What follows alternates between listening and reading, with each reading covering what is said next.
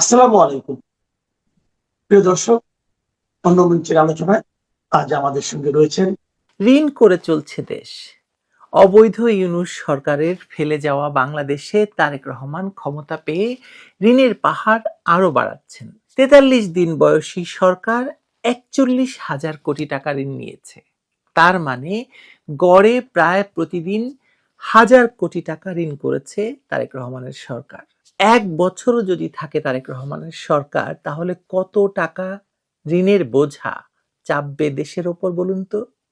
চলুন হিসেব করে দেখা যাক।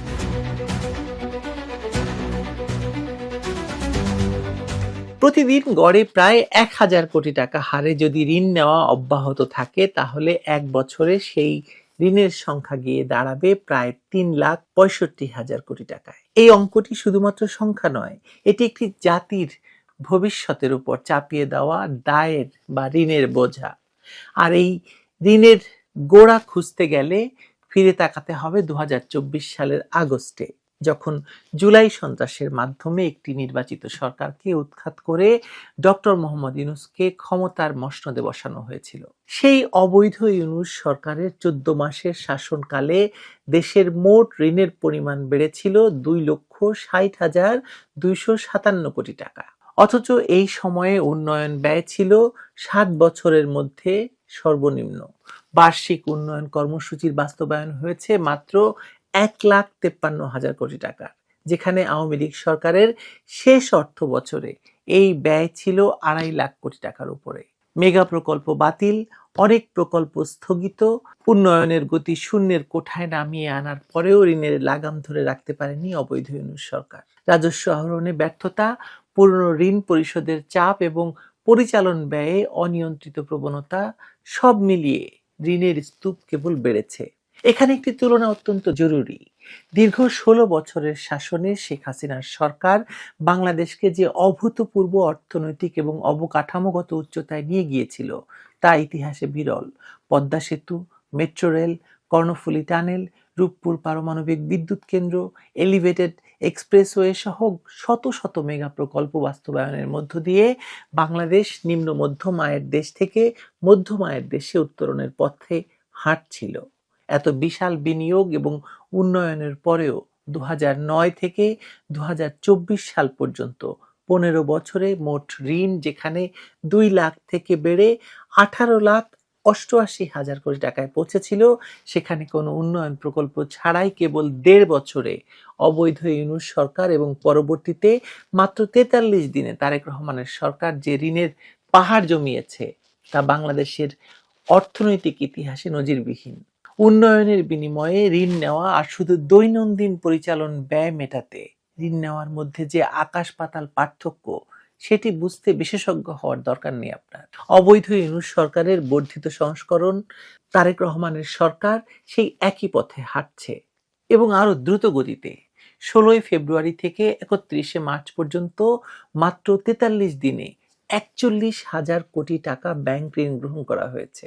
চলতি অর্থ বছরের প্রথম ৯ মাসেই ব্যাংক থেকে ঋণের পরিমাণ দাঁড়িয়েছে ১,০৯,০০০ কোটি টাকা, যা পুরো অর্থ বছরের নির্ধারিত লক্ষ্যমাত্রা ১,০৪,০০০ কোটি টাকাকেও ছাড়িয়ে গেছে। কেবল জানুয়ারি থেকে মার্চ এই ৩ মাসে ঋণ নেওয়া হয়েছে প্রায় ৫৬,০০০ কোটি টাকা, যা আগের ৬ মাসের মোট ঋণকে অতিক্রম করে গেছে।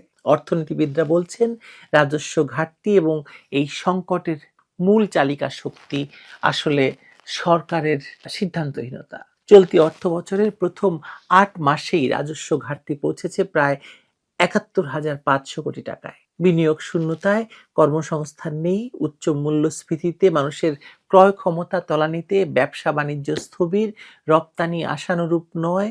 এই দুষ্ট চক্রের মধ্যে সরকার ঋণ নিচ্ছে, পুরনো ঋণ শোধ করছে এবং নতুন ঋণের সুদের বোঝা যোগ হচ্ছে জাতীয় দায়ের খাতায়।